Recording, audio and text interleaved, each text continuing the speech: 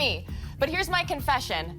I feel bad for Melo. Yes, I do. I understand he makes a lot of money, but he's watching his friend D. Wade's retirement tour. He's watching his friend CP3 in the playoffs, and he is involuntarily sitting on the couch. I feel like Houston hit the panic button a little too early with Melo. You can't tell me he doesn't have anything left in the tank. Reputation matters, especially when it comes to management, and the Knicks haven't had the greatest in recent years. I've been covering a lot of these NBA games. I've been there at Barclays Center. I really, truly feel like something special is happening, and I think they know. I think they know they have something good cooking in free agency. Otherwise, they wouldn't have made this trade recently to give up a lot of their assets. The space. And I understand Pat Shurmur's reasoning. They only had 4 possessions in the first half, but one of those possessions was 8 plays, no Saquon to be found whatsoever. There was also a 3rd and 1 in that first half where Eli tossed an incomplete pass. So I have more of an issue with when you are using your best player and you want to use him in those situations where he's going to be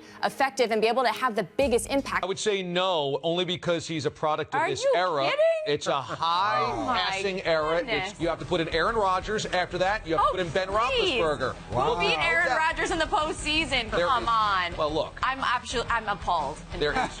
I've already now put in 5 or 6 quarterbacks of this era. He's a 2-time Super Bowl MVP. Well, end of discussion. Part of the human element of officiating in any sport is taking into account past behavior. And I think the fact that Brett Gardner has had a few incidents now of having some frankly inappropriate behavior where I think he's acting a little bit childish and immaturely, that maybe the umpires here were on high alert. I know it seems like the Lakers gave up a ton, and they did, and the Pelicans made out really, really well.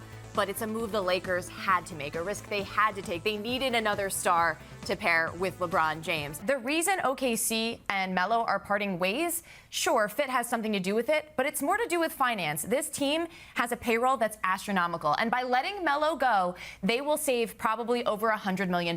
So that is the primary reason. He was not completely ineffective last year. Now he's won a Finals MVP and a championship with 2 different teams in very elite company.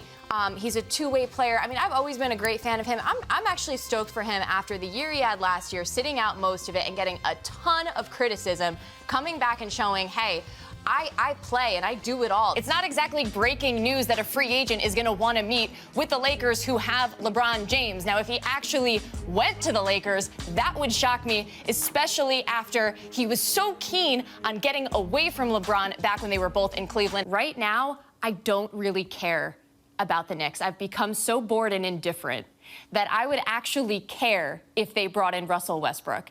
I'm not saying that's necessarily what they should do, but it would make my ears perk up. I want to just be clear. I've never taken issue with the fact that Baker Mayfield runs his mouth a lot. I kind of like his confident swagger, and I actually do think he's a winner.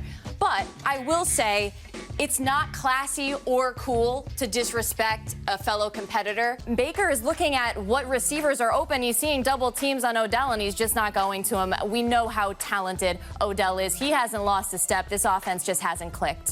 It's been, frankly, rather embarrassing that Boston has won more titles in the last decade than the Yankees have. And so, for those reasons, I believe Aaron Boone is still under a tremendous amount of pressure. I'll tell you what, at the moment, I would lean towards staying the course. I just think the Knicks would have to give up too much. And they've already made a step here. They've shown that they're competitive. They have a new culture building.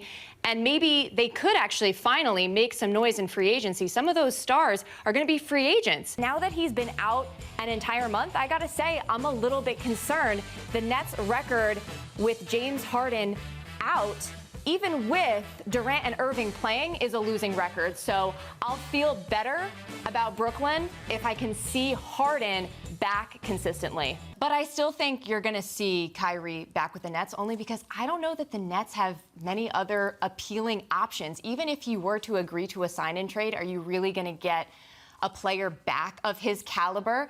And if you trade him, what about Kevin Durant? Right. I would expect them to be able to win 4 more games than they did last year. You presume that Kyrie Irving is going to be an upgrade over D'Angelo Russell. And on top of that, you got hopefully Karis LeVert healthy the whole year. Dinwiddie's on a contract now. He's feeling nice and secure. The confidence is up. It's got to work out. Over. There you go. I'm betting over on it. Over.